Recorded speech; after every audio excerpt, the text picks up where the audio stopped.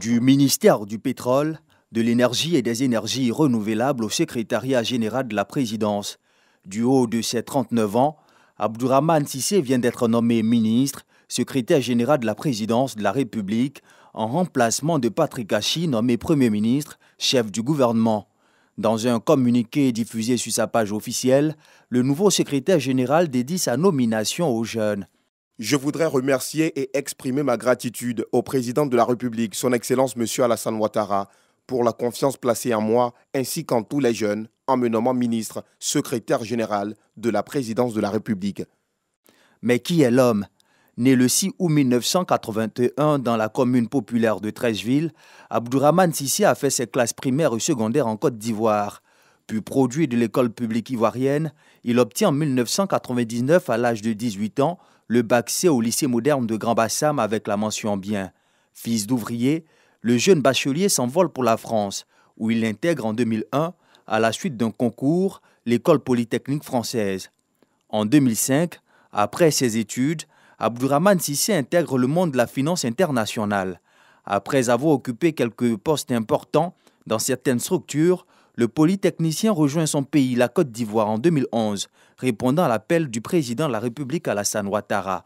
L'ascension est fulgurante. En juillet 2012, il est nommé conseiller spécial à la présidence en charge des finances publiques, avant de devenir le chef de cabinet de la ministre de l'économie et des finances d'alors en janvier 2013.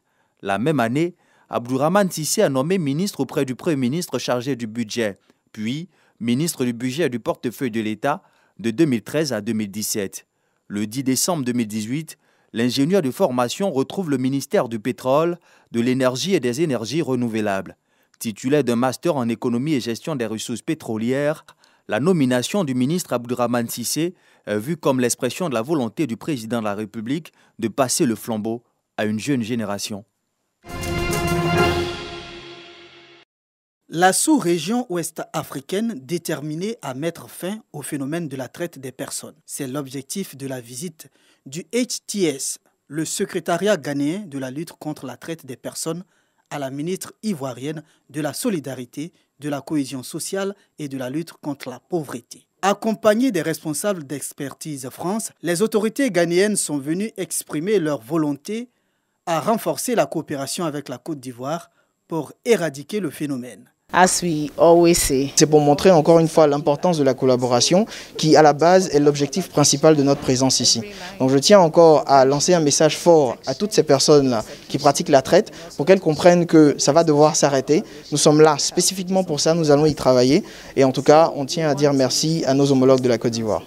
Selon le CNLTP, le Comité national de lutte contre la traite des personnes, 1193 victimes de traite ont été secourues, 84 individus interpellés, dont 40 ont été condamnés pour traite d'êtres humains entre 2019 et 2020.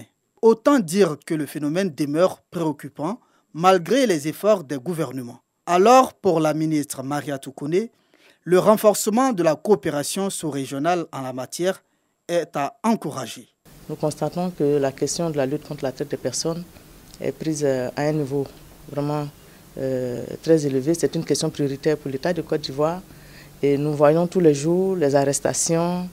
Et l'objet de la rencontre, c'est de renforcer le cadre de collaboration, renforcer le système de coordination à l'intérieur du pays, mais également entre les différents pays en matière de lutte contre la traite des personnes. Une fois leur volonté exprimée, les différentes parties se sont mises au travail.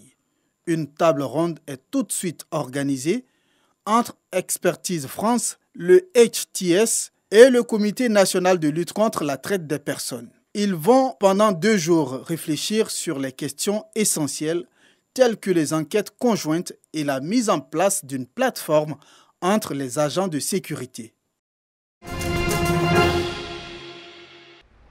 Moment spécial, mesure spéciale, chant de fanfare pour la célébration de la Journée mondiale des consommateurs dans l'enceinte de la Bibliothèque nationale au Plateau.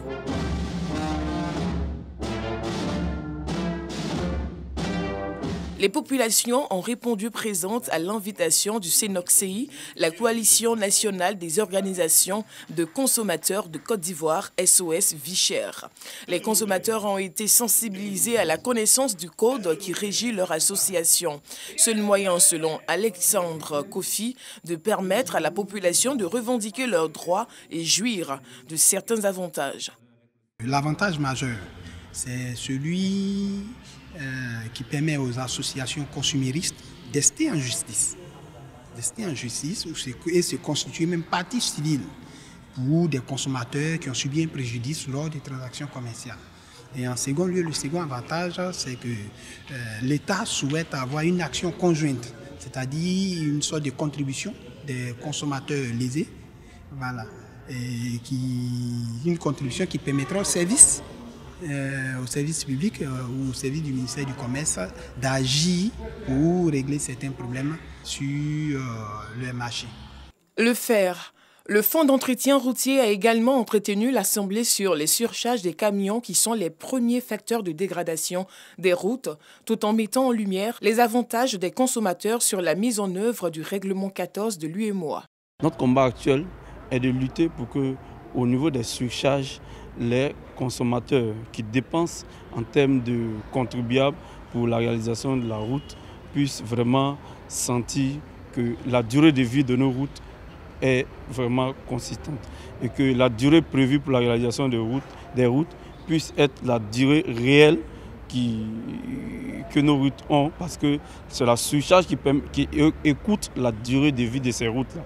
Par ailleurs, le président de la Fédération ivoirienne des consommateurs, Soumaro Ben Fali, attire l'attention des députés nouvellement élus sur l'intérêt d'une collaboration efficace avec les associations des consommateurs. À partir du 15 avril, nous allons passer à 15% de tolérance des surcharges. C'est un message à l'endroit des futurs ministres et les futurs députés. Aux députés, je leur demande d'être des députés du peuple, par le peuple, pour le peuple. Tous les projets de loi qu'ils reçoivent, qu'ils consultent ceux qui les ont envoyés pour aller les représenter. Les consommateurs que nous sommes, les citoyens que nous sommes mis devant des faits accomplis, des projets de loi votés par nos représentants qui ne nous consultent pas et qui ne nous informent pas.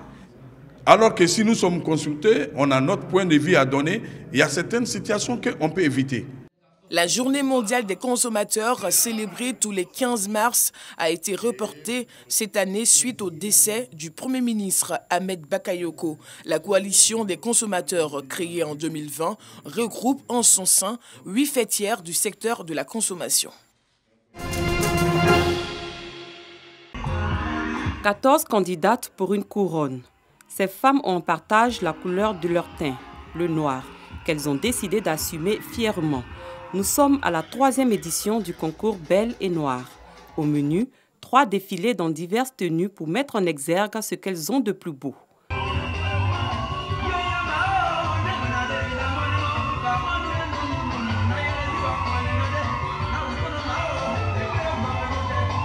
À l'issue de la compétition, la candidate numéro 12, Ayakwasi Christelle, est choisie comme la nouvelle reine de ce concours qui met en lumière la beauté de la femme africaine. J'ai beaucoup travaillé, il faut le dire, j'ai beaucoup travaillé, j'ai persévéré, j'ai fait presque tout ce que les coachs nous montraient et je l'ai appliqué ce soir et vous-même vous voyez que ça paye et je suis très fière. Ce n'est pas permis à tout le monde d'être Miss Noire parce qu'il y a beaucoup de filles qui ne s'assument pas aujourd'hui.